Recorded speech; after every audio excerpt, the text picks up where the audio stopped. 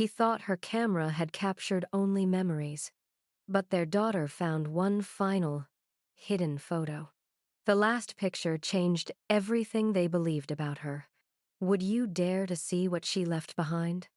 The attic window caught the afternoon sun at an angle that turned ordinary dust into something almost holy.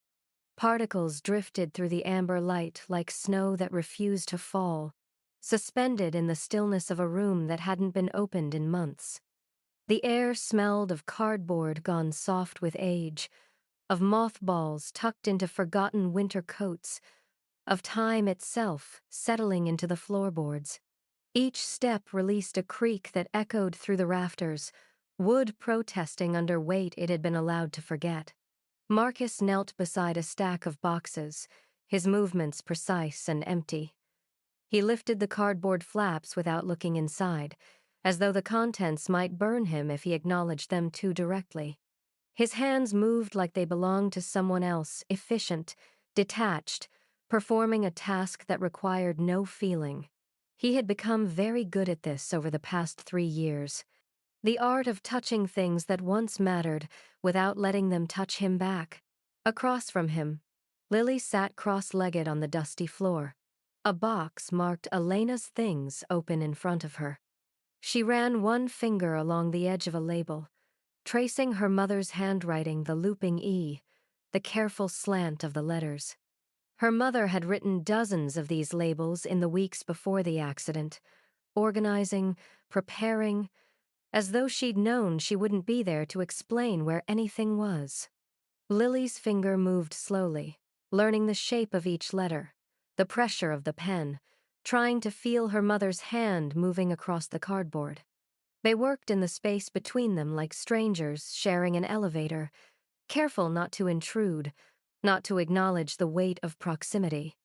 Marcus pulled out a sweater, forest green with wooden buttons. He folded it once, set it aside, pulled out another, repeated. His jaw was tight, his eyes focused on the middle distance where nothing lived. Lily reached deeper into her box and felt something heavy wrapped in fabric.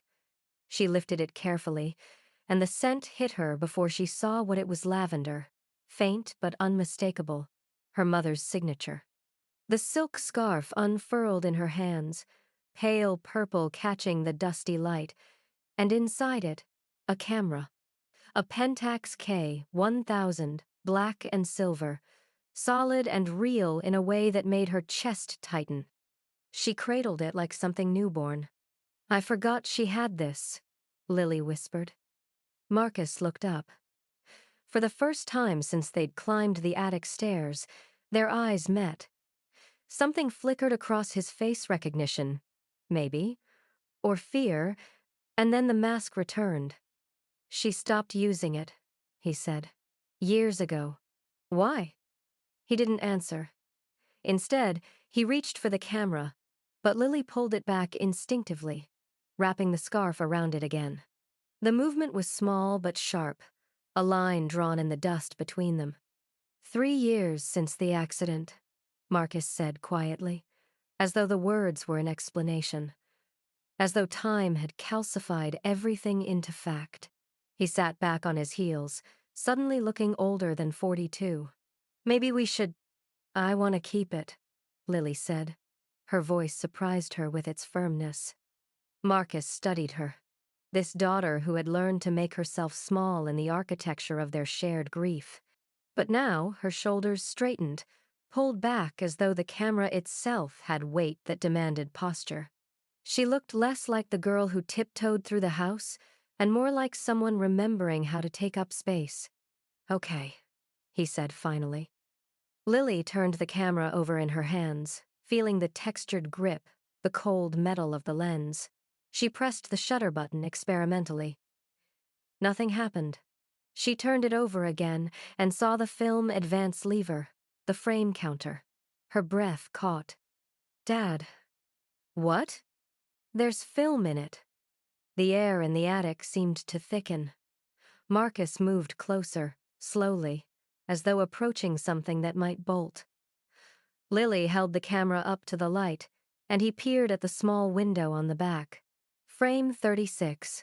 The roll was finished but never developed. "We should leave it," Marcus said, but his voice had lost its certainty. "It's been 3 years. The film's probably ruined." Lily looked at him, and for the first time in longer than either of them could remember, she held his gaze. Her eyes were bright with something that looked dangerously close to hope. "Or it's not," she said. Outside, the sun shifted lower. The amber light deepened to gold, and the dust continued its slow orbit through the attic air. 36 frames, Lily thought. 36 moments her mother had seen through this lens, had chosen to capture, had left behind without explanation. She wrapped the camera back in the lavender scarf and stood, holding it against her chest, like a question she wasn't sure she was ready to answer. But she was going to ask it anyway. Marcus watched her, and something in his carefully constructed distance began to crack. They stayed in the attic until the amber light turned thin and gray. Marcus found Elena's notebook wedged between a stack of old magazines, its cover worn soft at the edges. He opened it carefully, and the pages released a ghost, her perfume, faint but unmistakable, the same scent that still lived in the lavender scarf. His hands stilled. The notebook contained lists in her neat handwriting.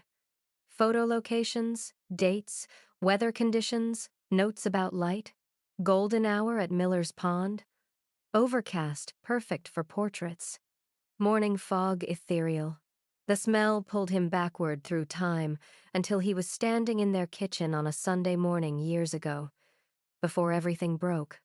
Elena had been laughing, camera hanging from her neck, early light streaming through the window and painting her face gold. She'd been trying to photograph the way steam rose from her coffee cup, impossibly focused on something so small and ordinary. He'd kissed her temple and called her beautiful. She'd caught his wrist and said, "Stay still. The light's perfect." "Dad?" Lily's voice pulled him back. The attic was cold now, the warmth gone with the sun. He closed the notebook, but not before she saw his hands trembling. "Nothing," he said. "Just old notes." She didn't believe him, but she'd learned not to push. Instead, she opened another box and found a shoebox filled with printed photographs. She spread them across the dusty floor like tarot cards revealing the past. Family portraits from holidays they'd almost forgotten. Lily as a child, gap-toothed and wild-haired, laughing at something beyond the frame. Nature shots, autumn leaves backlit until they glowed, a spider's web heavy with morning dew, the lake at sunset turning the color of copper. She was really good, Lily whispered, studying a photo of herself at maybe 6 years old, caught mid-spin in their backyard. Her dress a blur of motion, her face pure joy.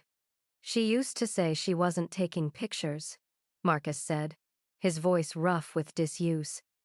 "She said she was capturing light." Lily looked up at him, and for a moment, something passed between them that felt almost like conversation. Almost like the language they'd spoken before grief made them mute. "Why did she stop taking pictures the last few months?" Lily asked. Her voice cracked on the word months, grief making even simple questions difficult. Marcus turned away, focusing on folding a sweater that didn't need folding. His hands moved faster, creasing and recreasing the fabric. "I don't know. She got busy with work. Things were complicated." It was a lie, or at least not the whole truth, and they both knew it. But Lily had learned that some doors in their house stayed locked, and pushing only made him retreat further into silence. She returned to the photographs, lifting each one with careful reverence. Marcus found himself drawn back to the box, kneeling beside her. Together they sorted through the images, and slowly, piece by piece, Elena came back into the room with them. Not the absence they'd learned to live around, but the person she'd been vibrant, observant, alive. Marcus picked up a photo near the bottom of the pile.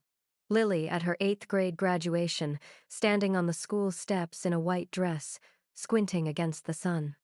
Elena had been there that day, smiling, seemingly fine. He remembered now how she'd taken a dozen shots, adjusting angles, waiting for the light to cooperate. 2 weeks before she died, he said quietly. The words hung in the dusty air. Lily took the photo from him, studying her own younger face, trying to see what her mother had seen.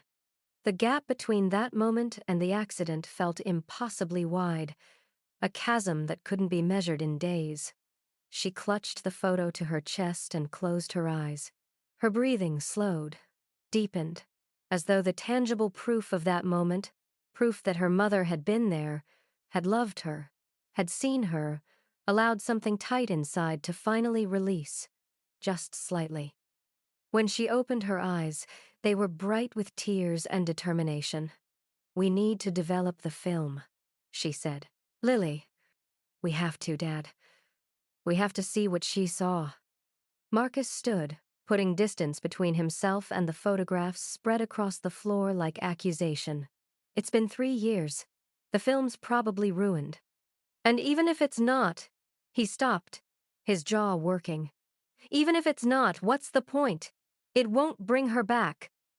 "I know that." Lily's voice rose, sharp with 3 years of silence breaking open. "You think I don't know that, but there are 36 pictures on that roll. 36 things she thought were worth remembering. And we don't even know what they are."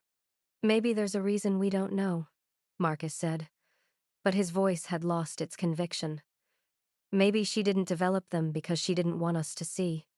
Or maybe she ran out of time." Lily stood, still holding the graduation photo. "Maybe she was going to show us, and then the accident happened, and now we'll never know unless we—" Her voice broke. "Please, I need to see what she was looking at. I need to know what mattered to her." The first real conversation they'd had in months, and it was an argument. But it was also the first time either of them had admitted needing something, wanting something, beyond the numb machinery of survival. Marcus looked at his daughter, 16 now, nearly grown, standing in the gray light with her mother's photograph pressed against her heart. He saw Elena in the set of her jaw, the determined brightness of her eyes. "Okay," he said finally. "We'll develop them." The truck's engine hummed steadily as they drove the 2-lane highway toward town, a low vibration that filled the silence between them. Marcus kept his eyes on the road, hands at 10 and 2, driving with the careful precision of someone who no longer trusted the world to be predictable. The radio played softly, a folk song with acoustic guitar that Elena had loved, though neither of them mentioned it. But Lily saw her father's jaw tighten when the chorus came, and she knew he heard it too. The ghost of her mother humming along in the passenger seat where she used to sit. The camera rested in Lily's lap, still wrapped in the lavender scarf. She traced the outline of it through the silk, feeling the weight and solidness of the thing. Outside, autumn fields blurred past, gold and amber under the late afternoon sun.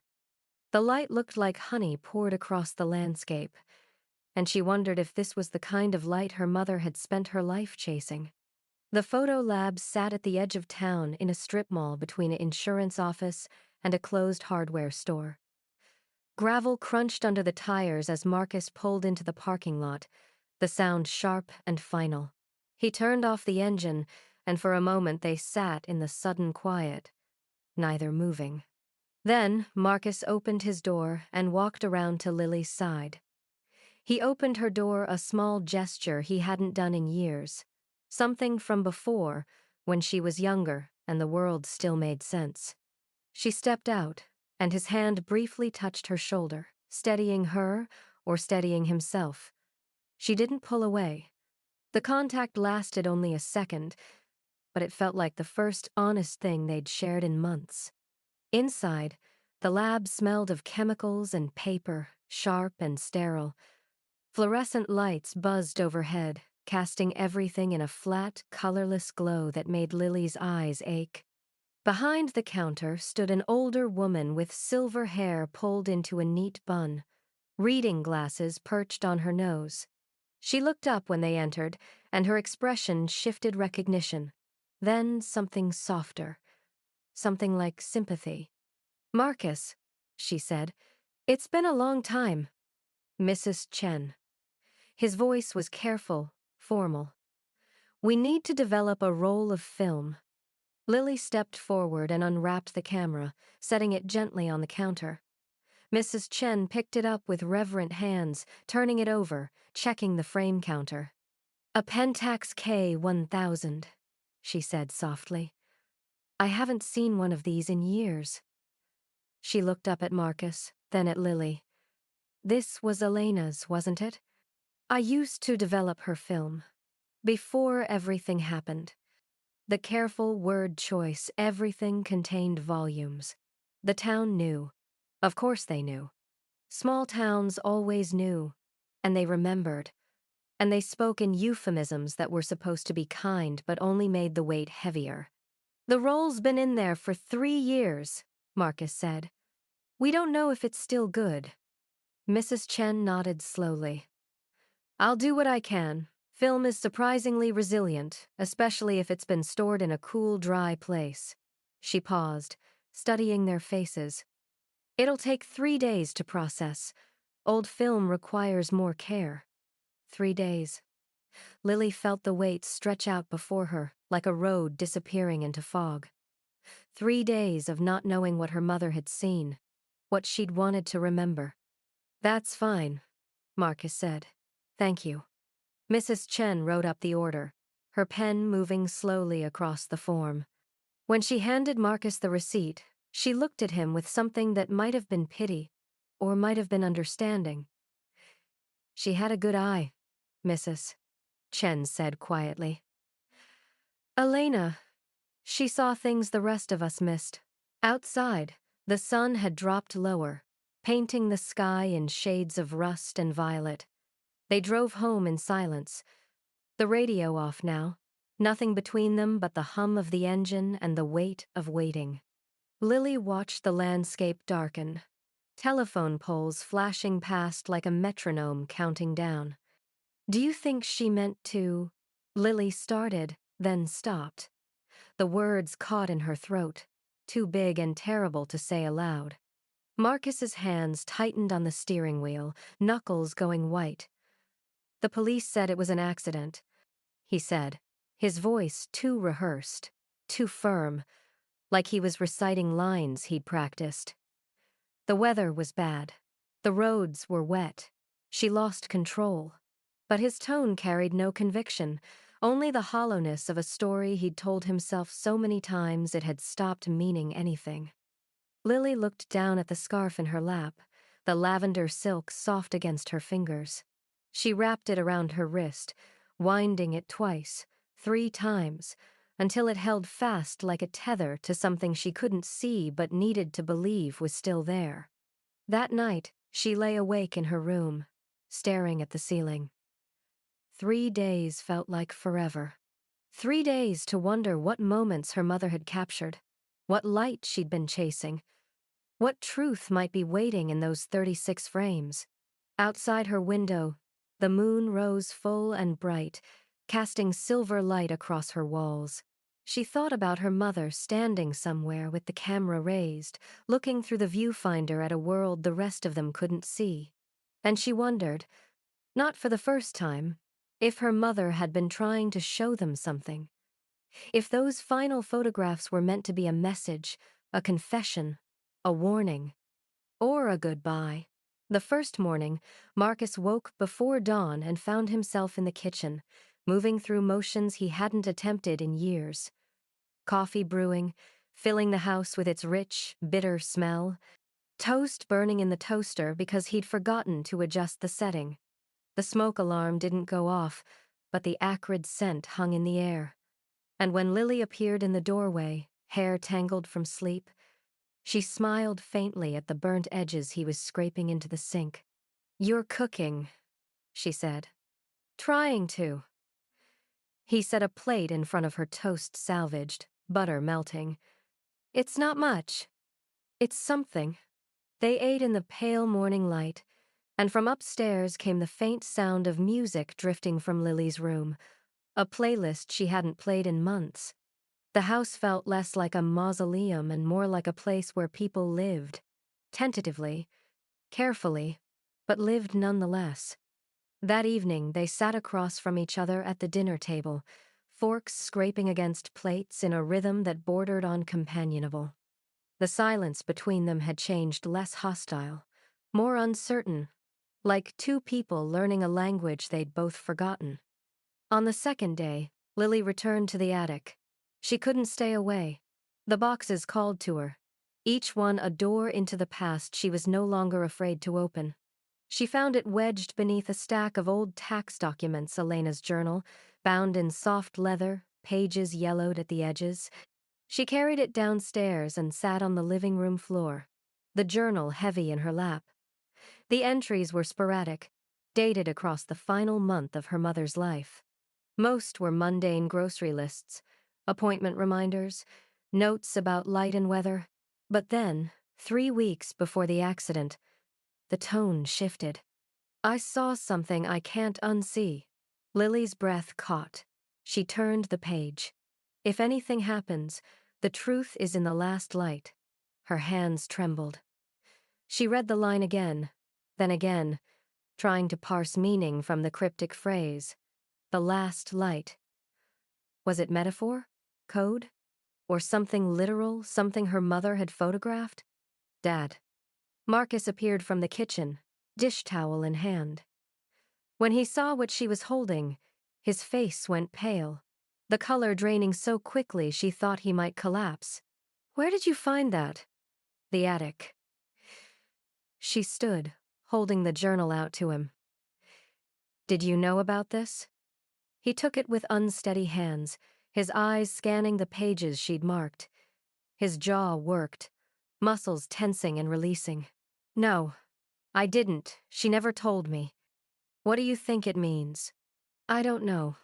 But the way he said it, too quickly, too defensively, made her wonder if he was lying, or if he knew and couldn't bear to say it aloud. By the third day, the air between them had softened further.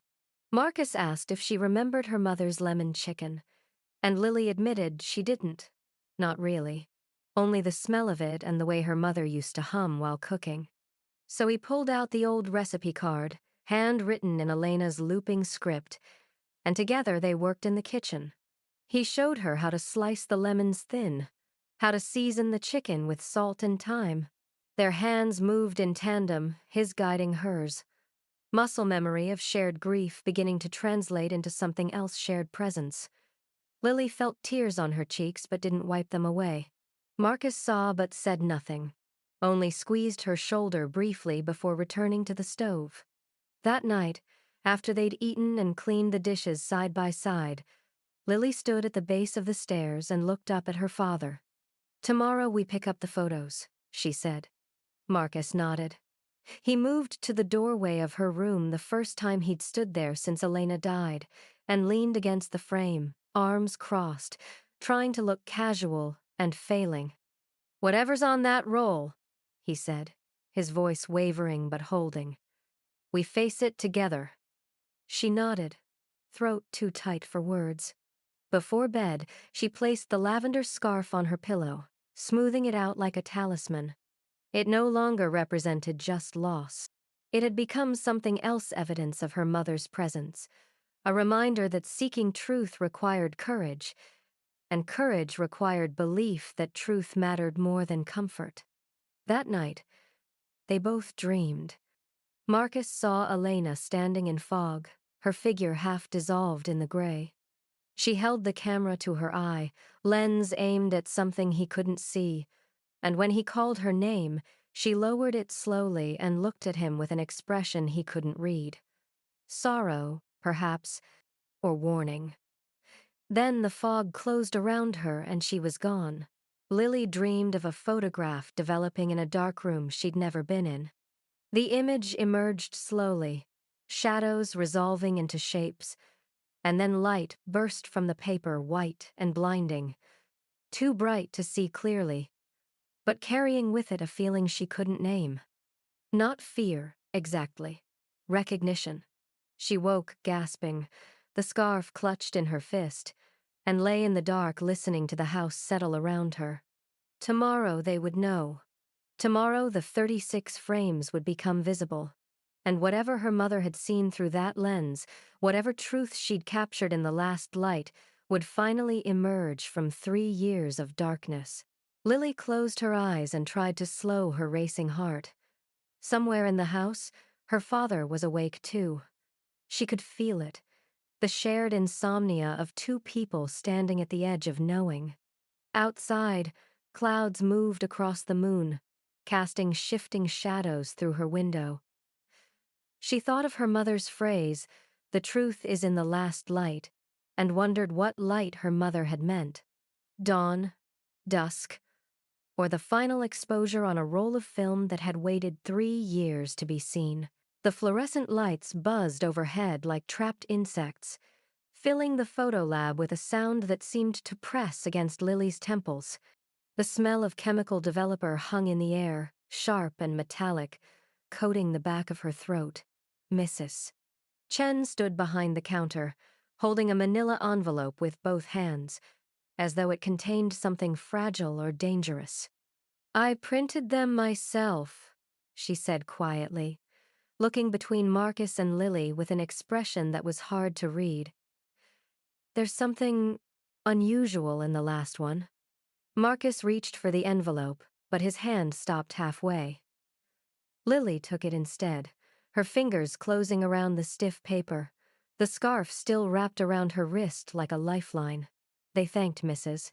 Chen in voices that didn't sound like their own, and walked out into the parking lot where the afternoon sun felt too bright, too ordinary for what they were about to see. In the truck, they sat with the engine off, the envelope between them on the bench seat. Neither moved. Lily could hear her father's breathing, shallow and quick, and her own heartbeat loud in her ears. She thought of her mother's journal, "The truth is in the last light," and understood with sudden clarity that this moment had been waiting for them for 3 years. Her hands shook as she opened the envelope and slid out the stack of photographs. The first image, Lily at the kitchen table, laughing at something off camera, sunlight streaming through the window behind her, turning her hair golden. She remembered that morning now her mother had been making pancakes, had grabbed the camera on impulse, called her name just to capture that smile. The second, Marcus asleep in his chair, book open on his chest, reading glasses slipping down his nose, tender and ordinary. The way love looked in the quiet moments no one thought to record. The third, fourth, fifth, the garden in autumn light, leaves falling like rain, the lake at sunset, their neighbor's dog running through sprinklers. Each image perfectly composed, each one capturing light the way her mother always had, turning the mundane into something worth remembering. Lily moved through them slowly, her vision blurring with tears. These were the last things her mother had seen and chosen to preserve. These small, beautiful moments that added up to a life. And then she reached the final photograph. The world seemed to tilt. Elena in the car, parked on a roadside, dusk light washing everything in shades of amber and shadow. She held the camera at arm's length, taking a self-portrait, her face turned slightly toward the lens. But her expression, it wasn't the calm, composed look Lily remembered. It was terror, raw and undeniable. And in the rear window reflection, caught perfectly in the glass, another car. Headlights blazing white against the gathering, dark, impossibly close, as though it had pulled up directly behind her. Close enough that there was no question it was deliberate. Close enough to be a threat. In the bottom corner, the camera's timestamp glowed faintly. 7:43 p.m. The exact time of the accident. Marcus's hands dropped. The photo fluttered from his fingers to his lap, and his breathing became shallow, ragged, like someone drowning on dry land.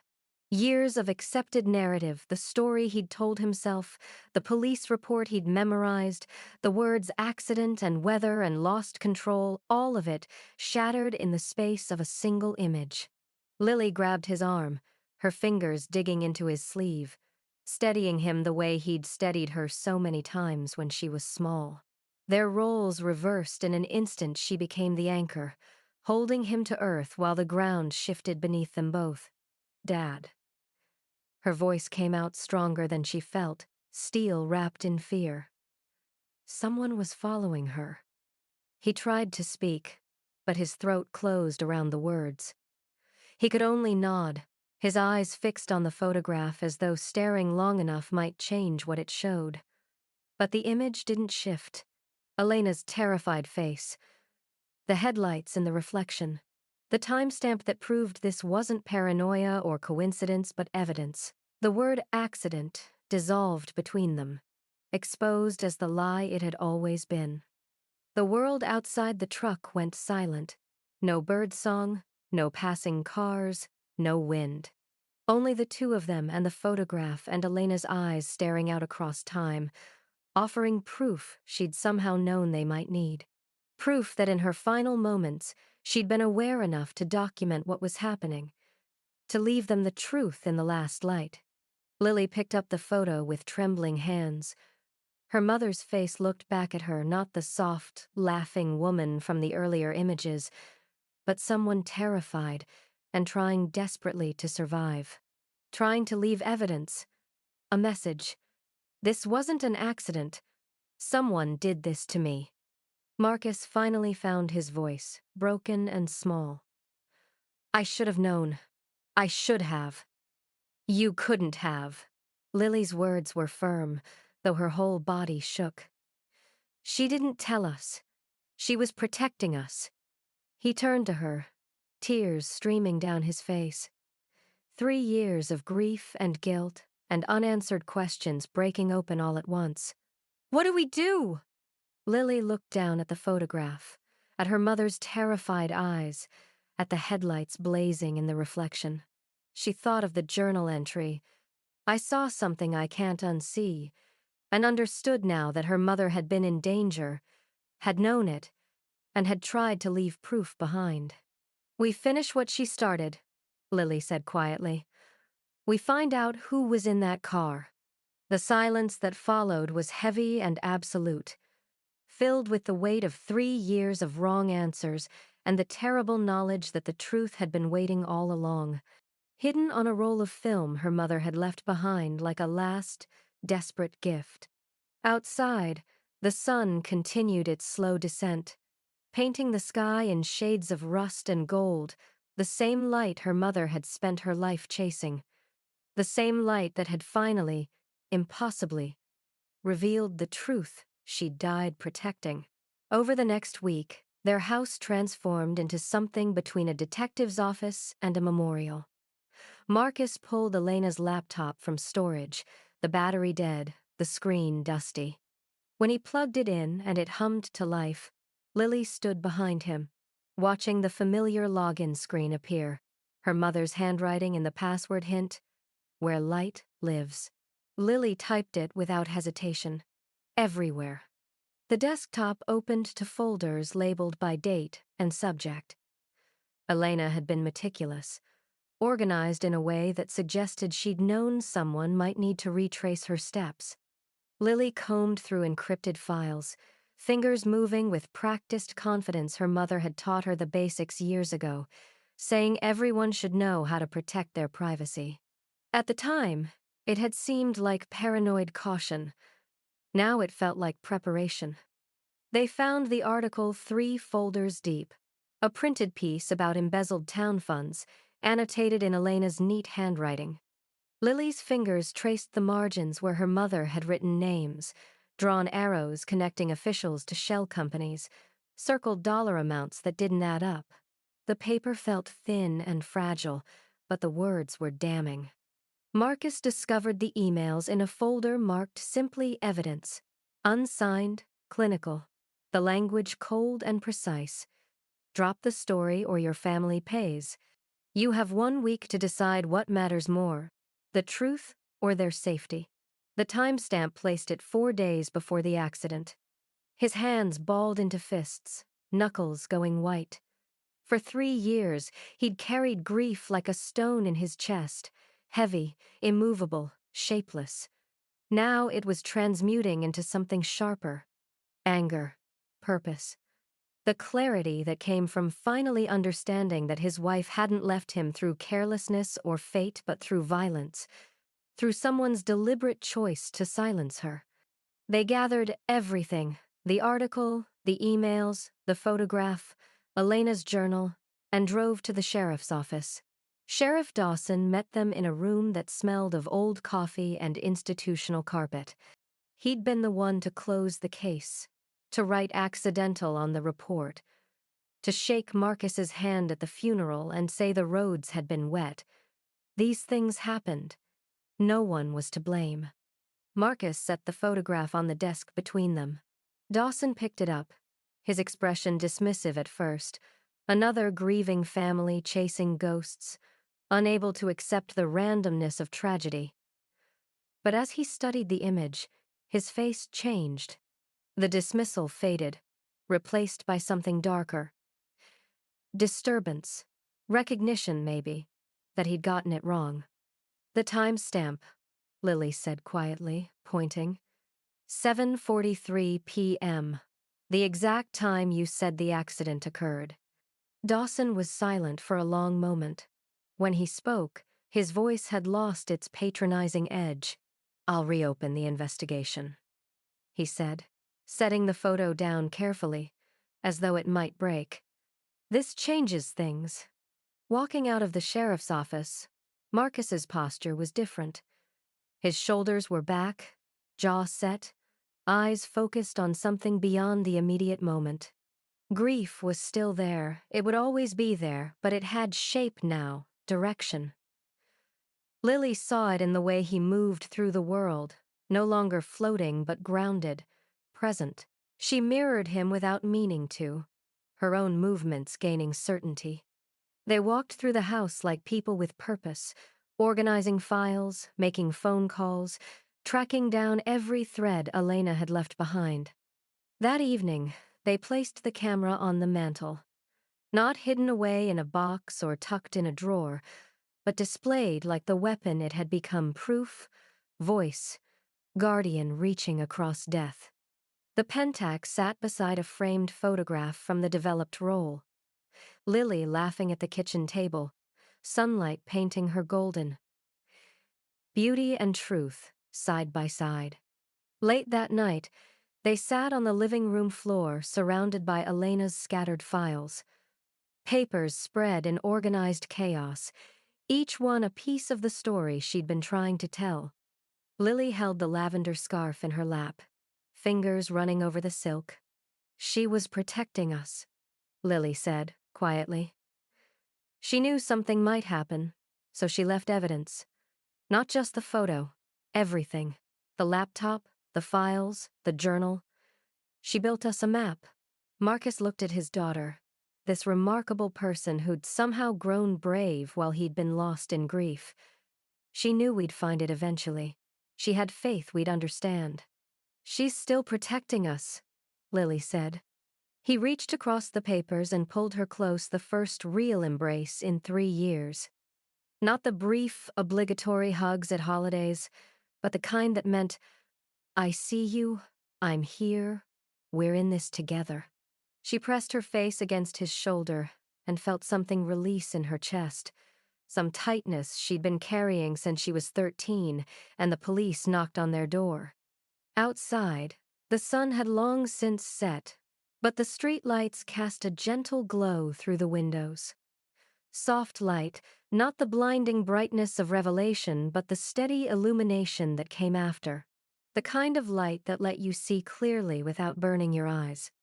Marcus pulled back slightly, looking at the photograph on the mantel, Elena's terrified face, the headlights blazing behind her. I missed so many signs, he said, his voice breaking. She was quieter those last weeks, distracted. I thought she was stressed about work. I didn't. I should have pushed harder. Should have made her tell me. She was trying to keep us safe, Lily said. If we'd known, we might have been targets too. He nodded, tears streaming down his face. 3 years of guilt, of wondering what he could have done differently, and his daughter was offering him absolution he didn't deserve but desperately needed. Tomorrow, Lily said. We keep going. We follow every thread until we know everything. Until whoever did this answers for it. Together, Marcus said. Together. They sat in the quiet house, surrounded by evidence of Elena's courage. And for the first time since she died, the silence felt like peace rather than absence. The camera watched over them from the mantel, and somewhere in the scattered files lay the complete truth, waiting to be assembled. They would find it. They owed her that much. Outside, the stars emerged one by one, small points of light in the darkness, and inside, father and daughter began the slow work of rebuilding what grief had torn apart. 6 weeks after finding the photo, they stood in the courthouse gallery, the building sterile and cold in the way all institutions are. Their footsteps echoed through marble halls that smelled of old wood and paper and the accumulated weight of decades of judgment.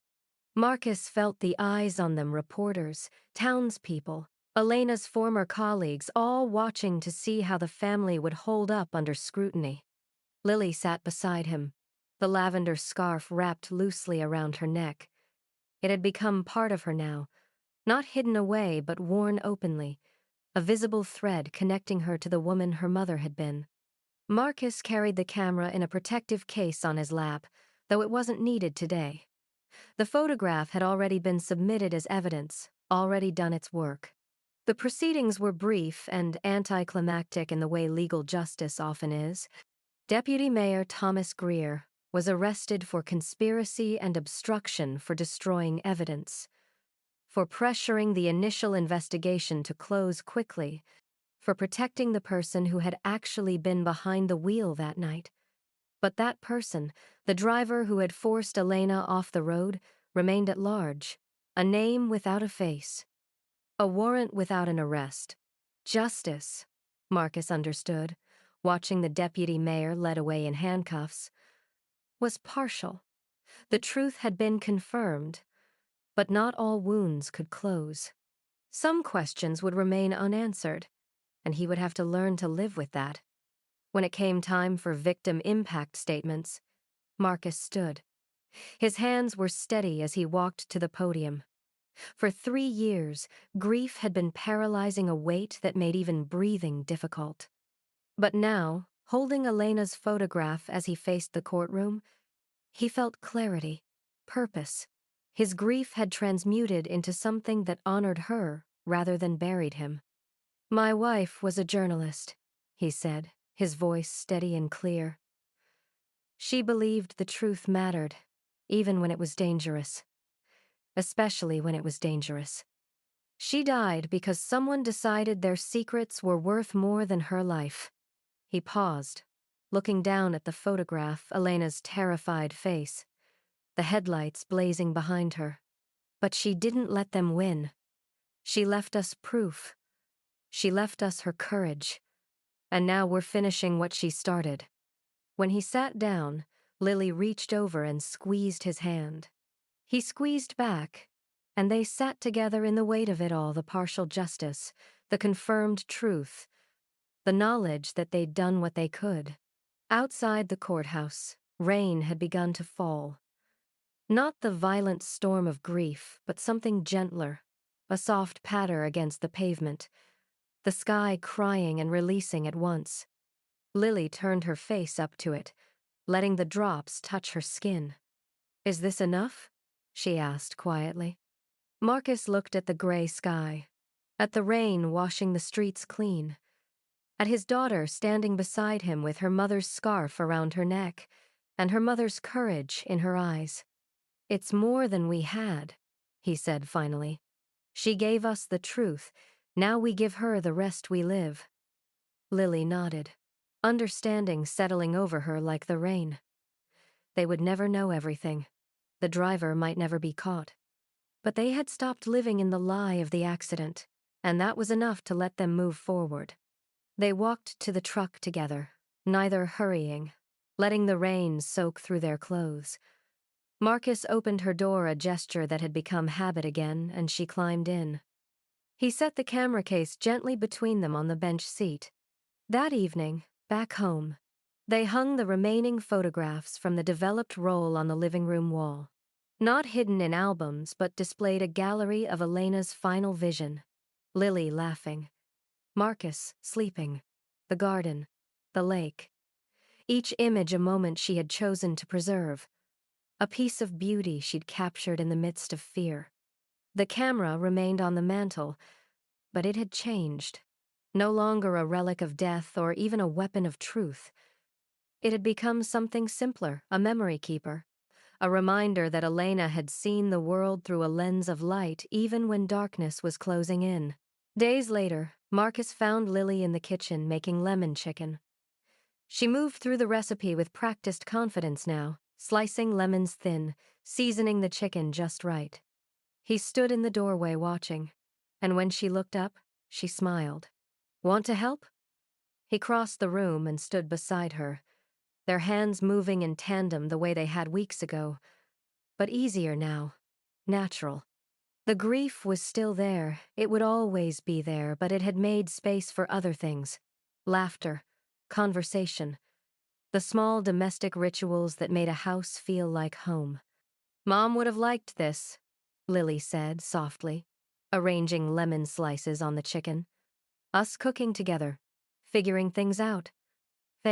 She would have, Marcus agreed. She always said the best moments were the ordinary ones. They worked in companionable silence, and through the window, the afternoon sun broke through the clouds, casting golden light across the kitchen counter, the kind of light Elena had spent her life chasing. The kind that turned ordinary moments into something worth remembering. When the chicken was in the oven, they sat at the table with cups of tea, steam rising between them. The scarf lay across the back of Lily's chair. The camera watched from the mantel. Outside, the world continued its slow turn toward evening. "Thank you," Marcus said suddenly. Lily looked up. "For what?" "For not letting me stay lost. For pulling us both back to the light." She reached across the table and took his hand. "We did it together." And in that moment, sitting in the kitchen where Elena had laughed and cooked and lived, they understood that healing wasn't about forgetting or even about justice. It was about this choosing connection over isolation, choosing to honor the dead by fully inhabiting the lives they'd left behind. The light outside deepened to amber and gold, and inside, father and daughter sat together in the warmth, learning how to be whole again. A year after the trial, autumn returned. The leaves turned gold and copper. The air carried the first bite of cold, and the light slanted through the windows at the same angle it had when everything changed. Marcus and Lily stood at the base of the attic stairs, looking up at the narrow passage they'd once climbed with dread. "Ready?" Marcus asked. Lily nodded, the lavender scarf tucked loosely around her neck. No longer armor, but simply part of who she was. One last box. They climbed together, and when Marcus pushed open the attic door, afternoon light poured through the window in shafts of amber and gold. But the space felt different now, warm instead of mournful, full of possibility instead of ghosts. From the kitchen below came the smell of cider simmering on the stove. And when Lily laughed at something she found in the box, a photo of herself as a baby, perched on Elena's lap, both of them caught mid-giggle. The sound filled the attic with life. "Look at you," Marcus said, leaning over her shoulder. "You had the same smile." "I still do." She turned the photo over. On the back, in Elena's handwriting, "My light. October 2009. They spent an hour sorting through the last remnants baby clothes Lily had outgrown, report cards from elementary school, a collection of seashells from a beach trip they'd almost forgotten. Each object was a small doorway into the past, but the past no longer felt like a weight. It felt like foundation. When they finished, they carried the box downstairs and set it beside the others in the hall closet. Not hidden away in the attic anymore, but integrated into the architecture of their daily lives. History didn't need to be locked away to be manageable. It could exist alongside the present, informing it without consuming it. Later, Lily took her camera outside. Marcus had given it to her for her 17th birthday, not Elena's Pentax, which now lived in a shadow box on the living room wall, but a new one, digital, lighter, hers. She'd been learning photography for months, taking classes online, reading the books her mother had left behind, discovering that she had inherited not just Elena's eyes but her way of seeing. She found Marcus in the garden, kneeling in the soil where Elena used to plant tomatoes and herbs. He'd taken up gardening in the spring, tentatively at first, then with growing confidence. His hands moved through the earth with practiced ease now, pulling weeds, turning soil, nurturing growth. There was peace in his movements, a settled quality that hadn't been there a year ago. Lily raised the camera and looked through the viewfinder. Her father in golden light, autumn leaves falling around him like slow rain, his face calm and focused. She thought of her mother standing in this same spot, capturing this same light, and felt not sadness but continuity. Love passing through generations, carried forward through attention and care. The shutter clicked. Marcus looked up, squinting against the sun. "Did you get it?" "I got it." She lowered the camera and smiled. The light was perfect. Inside, they hung Elena's shadow box in the place of honor it deserved. The Pentax sat mounted against black velvet, the final photograph beside it, her terrified face, the headlights blazing, the timestamp that had changed everything. The lavender scarf draped over the frame's corner, a piece of fabric that had traveled from attic to courtroom to daily life, transforming with each journey. But the shadow box wasn't a memorial to death. It was a celebration of courage, a reminder that Elena had seen danger coming and had refused to be silenced, had left them proof even as the world tried to bury the truth. The camera had become her voice, reaching across time, and now it watched over them not as a haunting but as a blessing. That evening, they stood together at the living room window, watching the sun sink below the horizon. The sky turned shades of rust and violet, the same colors Elena had loved to photograph. Marcus's arm rested across Lily's shoulders, and she leaned into him, both of them comfortable in the silence that had once been unbearable. "Do you think she knew we'd be okay?" Lily asked softly. Marcus considered the question, looking out at the fading light. "I think she knew we'd find each other again. That's why she left the proof, not just for justice, but to bring us back. She knew grief could destroy us, or it could show us what mattered. And what matters? This," he squeezed her shoulder gently. "Being here, together, living the life she wanted us to have." Lily nodded, understanding settling over her like the dusk. Her mother was gone, and that would always hurt, but she wasn't lost. She lived in the photographs, in the garden, in the way Lily saw light, and the way Marcus had learned to nurture growth. She lived in the courage they'd found to seek truth, and in the connection they'd rebuilt from the wreckage of grief.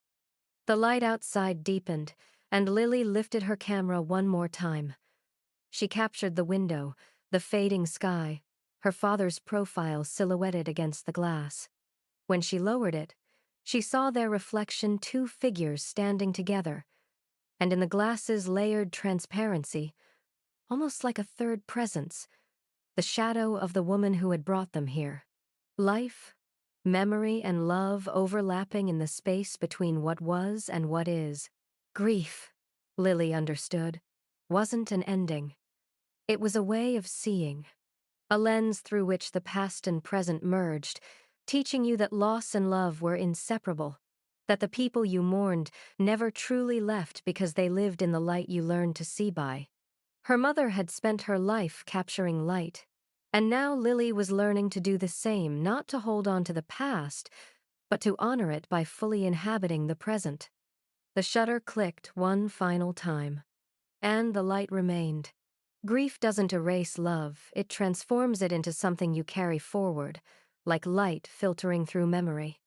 The people we lose remain with us, not as ghosts haunting the past, but as presence woven into how we see the world, what we choose to protect, and who we become in their absence. Truth-seeking honors the dead not by dwelling on how they left, but by living fully with the courage they showed us. And sometimes the greatest gift the departed leave behind isn't answers, but the camera through which we learn to capture our own light, proving that love persists not in what we've lost, but in what we choose to see.